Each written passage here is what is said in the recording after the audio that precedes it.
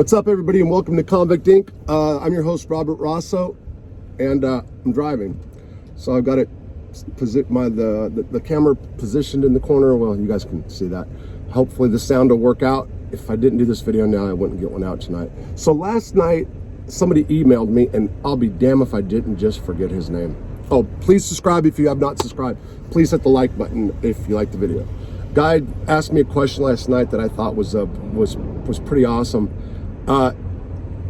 As many of you know, I was a two-time drug offender, and the reason I got life without parole for drugs, one-count conspiracy, is because I had the 2 prior convictions with an enhancement that was mandatory life in the federal system, and the weight was over 1,000 grams of meth, even though it was ghost dope in a package. Anyway, the question was specifically about what the people that I protected, the people that I didn't snitch on, my sources, people in the conspiracy, did they look out for me when I was in prison? What was my relationship while I was in prison? What's happened since I've been out of prison? And I thought that was like an outstanding question. So let me go back and start at the beginning. First of all, as I've said before, I was born and raised in San Pedro, California. I was going to say I wasn't a criminal. I was involved in drugs all my life, so yes, I guess that was a criminal activity. But I was not around organized crime, gangs, groups. I was around surfers who smoked pot, and everybody and their brother and mother and sister had cocaine when I was growing up in 84 to 87, let's say, high school years. So criminals, yeah, I guess technically. But my point being is, like, I wasn't around a culture of, you can't snitch or you're going to get killed, or, all that other stuff. It was just kind of like, from a kid, don't tattle. So it wasn't like, we're all sticking up. It was just like, you just didn't tell if you got busted. That was just, but it wasn't about like, you're going to get killed and like all this other stuff. It really was not. As a matter of fact, I'll go ahead and say it.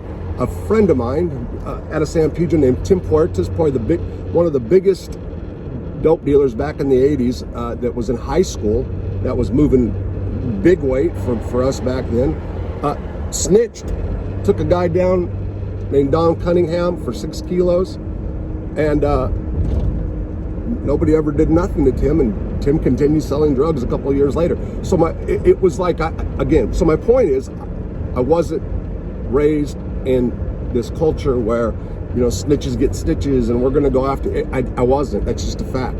Oh, but instinctively, like, don't tattle, Robert. Don't tattle on your sister, Robert. Don't. That was what it was more about. When I got busted the first time, I was bringing drugs to Catalina Island. They pretty much knew who I was bringing the drugs to. They told me everything. They never even asked, like, who are you getting the drugs from? I was busted. I was the source on Catalina when I got busted in Cali. I was bringing drugs to the island for somebody else to distribute. When I got busted in Arkansas, they surely asked me about sources, and that was a whole different ballgame. That was state stuff. Again, I just said I'd been through that. That was my comment at the time. And then came this federal case in 1997.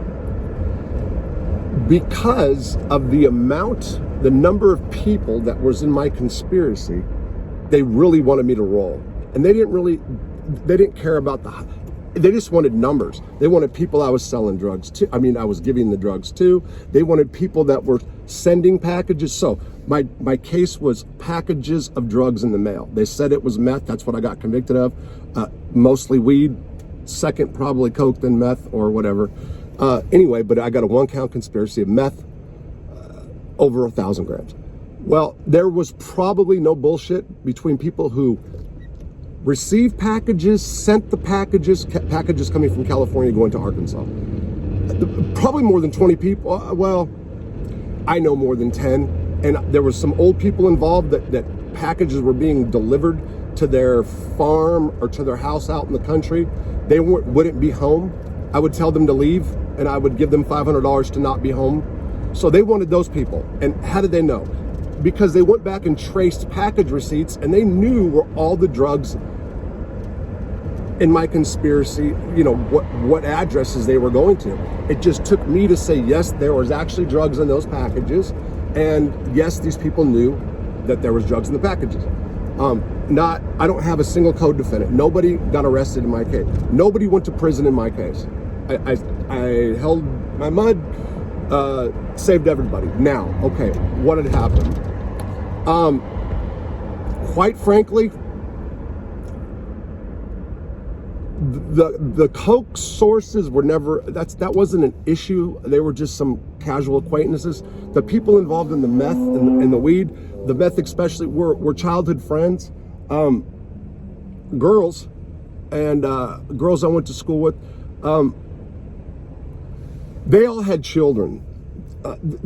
Like, telling on these people what wouldn't have entered my mind, even when you're facing mandatory life and they're offering you 2 years. It just wasn't like, you know, I didn't contemplate and sit back. If I tell on these people, blah, blah, blah, it wasn't even like that. It was just like, I know all of them and their kids know my kid. And it was just, it was too intertwined in my hometown.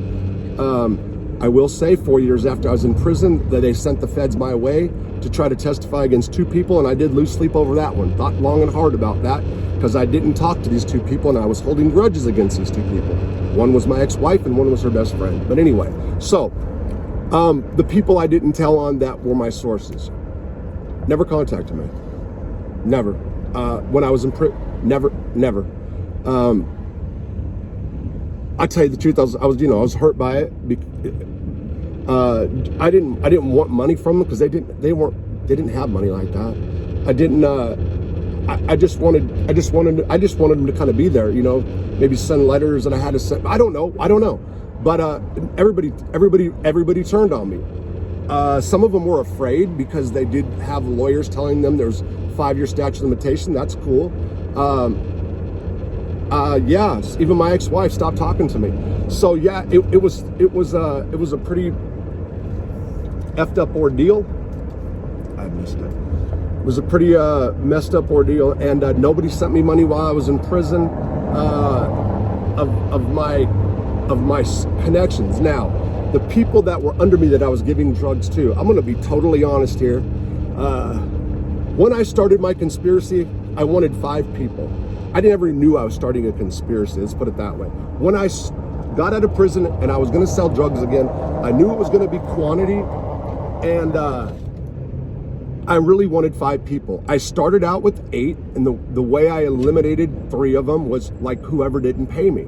So, for example, if you said you were going to give me money on Friday and you didn't, I didn't go back and ask you for money again. I stopped dealing drugs with you. By process of elimination, I came out with the number I wanted, 5. Matter of fact, I walked away from somebody who owed me $8,000. Didn't care. I was making too much money to care. Well, I'm not. Why get involved in violence? That's stupid when it comes to drugs. If you're not in gang-infested neighborhoods and you're not have to deal with street corners and all that, violence is moronic when it comes to the whole drug game. Brings heat. If you're trying to make money, why would you go that route? But I guess some people need to. I understand that. Anyway, so I told everybody that I was giving drugs to, hey, check it out. Here's the deal. You get busted, I got you an attorney. You get busted, I'll get you bond. Don't tell on me. I don't give a fuck what you do after that. That's straight up what I said. And you know what? Some people got busted and I took care of them just like I said I would. I stood my ground. I did the right thing. One of them I continued to deal drugs to even afterwards. So one of them, yeah, I continued to deal drugs to afterwards. The other ones I didn't. I left because I was afraid they might, change their mind and tell on me. And 1 or 2 of them did end up telling on other people. Whatever. So some of the people that I gave the drugs to did talk to me when I was in prison, did send me money when I was in prison. And as a matter of fact, when I was in Leavenworth, about a year after I was there, I started a new conspiracy and had drugs sent from California to the Midwest again. And I used some of those people that used to sell drugs for me, and I didn't tell on them and they didn't tell on me, and things were great. And I did make quite a bit of money until I got burnt. So some of the people that were I was giving drugs to, I kept in contact with. Since I've been out of prison, I can say that me and my ex-wife made amends, and I'm glad for it. We're not BFFs, but we do have children, and everything's good in that arena area. Never talked to the other ones. Probably the one that hurt me the most was a girl named Melissa, but whatever. We weren't like the best of friends, but we knew each other since we were kids. Otherwise, yeah, no. So I can honestly say, like, I don't know too many people that went to prison that saved their sources and their sources didn't, and their sources looked out for them. Very few people that happened to that I can recall. I do know some people. I can remember some specifically that, you know, took a case for somebody that didn't tell, and their people looked out for them, like tough. That's kind of what you're supposed to do if you're involved in that life, right? So I just wanted to share that with you guys. You know, as I said before, I do run a legal assistance and prison consultant firm. I have had people call. I have to give the advice that's best for that person. You know, like I try to figure out that person and see what they're about. If they're, you know, career criminals, if they're, you know, and I advise them accordingly. I've had many people say, hey, right off the rip, you know, I wouldn't tell, because I'm like, okay, you know, in the feds, it's like this and blah, blah, blah. And I'm not trying to encourage nobody. I just try to, if you're going to ask me to represent you, to help you, give you advice, to consult, I'm going to give you the best advice for each individual. Everybody's different. So, in the USPs, I guess, in the federal system of paperwork, you have to have your paperwork. I do know a lot of people that got beat up or are fucked up because they were rats. And I probably know a lot more people that walked around in the feds that were hotter than fish grease and nothing ever happened to them.